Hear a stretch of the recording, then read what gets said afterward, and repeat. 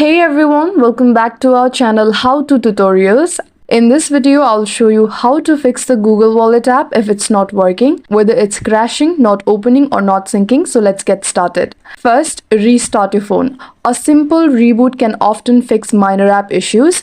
Second, go to the Play Store, navigate to your search engine and search for Google Wallet. Hit search. Now locate the official wallet and make sure the app is up to date. Next, check your internet. Switch between Wi-Fi and mobile data to rule out a connection issue.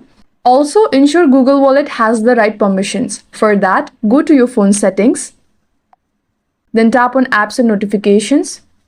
Go to Google Wallet. Then select Permissions. And here, allow access to location and contacts if needed. Like this.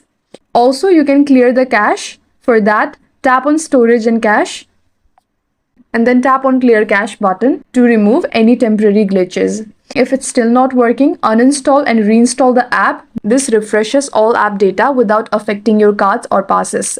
Lastly, check if your phone's software is up to date. Compatibility issue can arise from outdated system versions. And that's how to fix the Google Wallet app if it's not working.